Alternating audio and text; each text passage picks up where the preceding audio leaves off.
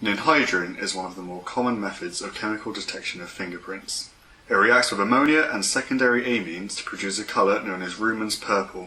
Used as a spray, ninhydrin is a white solid in solution with an alcohol or acetone, in this case butanol. Lysine, an amino acid present in fingerprint residue, reacts with the ninhydrin to produce the distinctive colour. This is an example of a ninhydrin-developed fingerprint. As you can see, ninhydrin offers excellent definition around the individual ridges, making it a highly effective technique. Ninhydrin is best used on porous surfaces like paper. This makes it especially useful in a variety of forensic situations, like, for example, forgery cases. This is a demonstration of how to use ninhydrin spray. Ideally used in a fume cupboard or ventilated area due to the hazardous nature of the chemical, you must make sure that you get an even application that's not too heavy.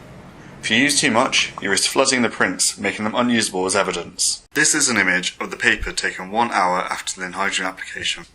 The paper was left in a warm oven for the hour, as moist heat speeds the development. As you can see, some good detail is already visible, but some further development time will need to be allowed in order to find all the detectable latent prints. This is an image taken 2 weeks after the initial exposure to ninhydrin.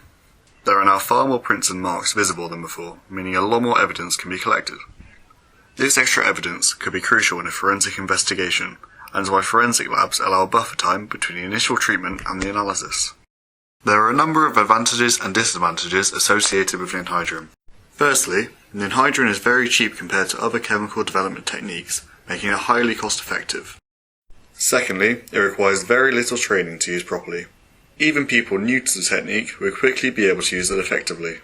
Thirdly, only a few other viable techniques can be used effectively on porous materials.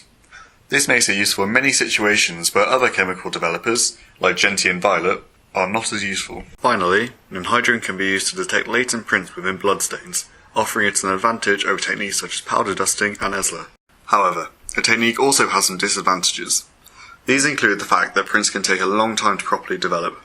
Other techniques, like superglue fuming, offer development times of minutes, whereas ninhydrin prints can take up to 3 weeks to develop fully in some cases. There is also the issue that the developed prints may lose detail if left to develop for too long. This means that while you must wait for all the prints to develop, you must also not wait too long and risk losing the evidence.